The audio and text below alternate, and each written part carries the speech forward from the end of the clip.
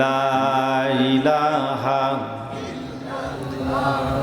মুহাম্মাদুর রাসূলুল্লাহ সাল্লাল্লাহু আলাইহি ওয়াসাল্লাম। শিহিপুর মৃধাপাড়া আল আবদুল্লাহ জামে মসজিদের উন্নয়ন কল্পে তৃতীয় অধিবেশন। আজকের এই বরকতি অনুষ্ঠান, আজকের এই অনুষ্ঠানের সম্মান এই বাকারার 281 নম্বর আয়াত নম্বর কত বললাম? আপনাদের মাঝে তেলাওয়াত করেছি। হুজুর সাল্লামের অসংখ্য অগণিত হাদিস থেকে একটি হাদিস তেলাওয়াত করেছি। আল্লাহ চাহে তো এর ওপর কিছু কথা বলবো। ওমা তৌফিক ইল্লা বিল্লাহ আলাইহি তাওয়াক্কালতু ওয়া ইলাইহি উনীব। আমরা জোরে আওয়াজ দিয়ে বলি আল্লাহুম্মা আমিন। আপনারা বলেন তো বাকারা মানে কি? গাভী। মাশাআল্লাহ। বাকারা মানে কি? গাভী। আল্লাহ গাভী দিয়ে কোরআনে কারীম স্টার্ট দিয়েছেন, শুরু করেছেন। আর শেষ সূরার নাম হলো নাস। নাস অর্থ হলো মানুষ। মানুষ দিয়া আল্লাহ শেষ করেছেন। আল্লামা জালালউদ্দিন সৈয়দী রহমতুল্লাহ আলাইহি তিনি বলেছেন, এই যে গাভী দিয়ে আল্লাহ কোরআন শরীফ শুরু করলেন, নাচ দিয়ে শেষ করলেন, এই কথার তরজমা হলো কোরআন মানবি মানুষ হবি, কোরআন মানবি না চতুষ্পর্যন্ত হবি। তাহলে যার জীবনে কোরআন আছে সে মানুষ। কথা বলেন না কেন? পেছনের ভাইয়েরা যে কথা বললেন না, যার জীবনে কোরআন আছে সে কি প্রকৃত?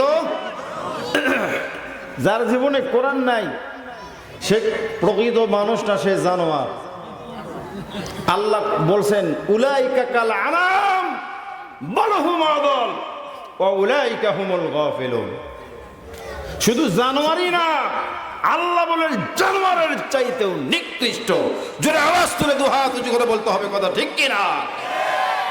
আজকে কোরআন না থাকার কারণে দেখেন না, টিন পর্যন্ত গিলে খেয়ে ফেলছে আমাদের দেশের নেতা নেত্রীরা। এক এক নেতার সাইজ কি বলে, হ্যাঁ? খাইতে খাইতে টিন পর্যন্ত খেয়ে ফেলছে।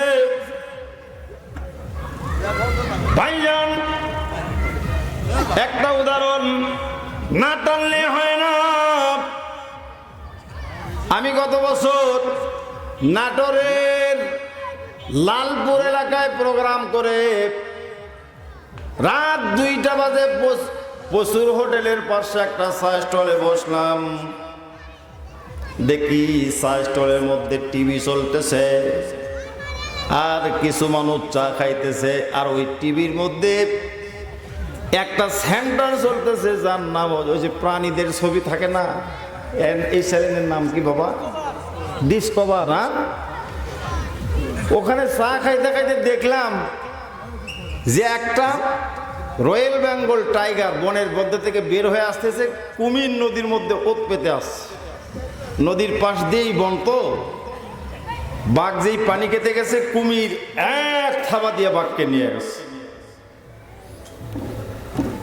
এক চাচা এখন বলতেছে, না হলেও তো 70-এর কোটায় বয়স গেছে, চাচা বলতেছে কেবা সালা, এই যে বাঘ কুমির খাইলো এটা কি সত্য? আপনারা কি মনে করেন? কি সত্য নয়? না না না, সত্য।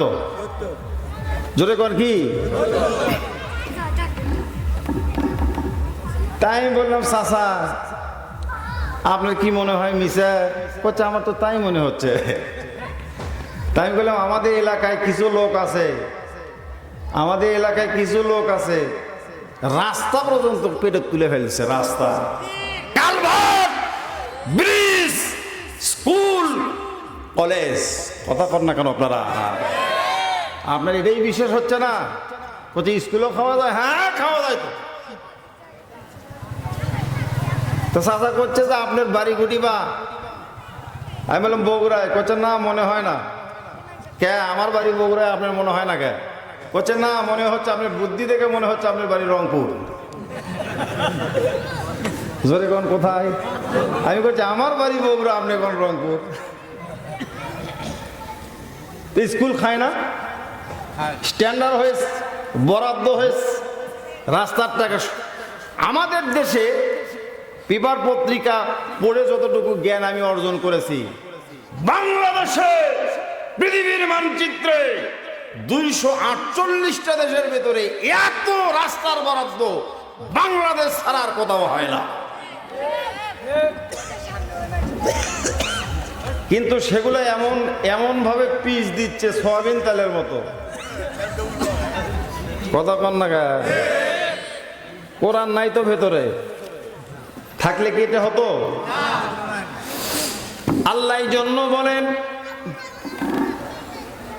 ওয়াত্তাকু ইয়াওমান তুরজাউনা ফীহি ইলাল্লাহ সুম্মা তুওয়াফফা কুল্লু নাফসিম মা কাসাবাত ওয়া হুম লা ইউযলামুন।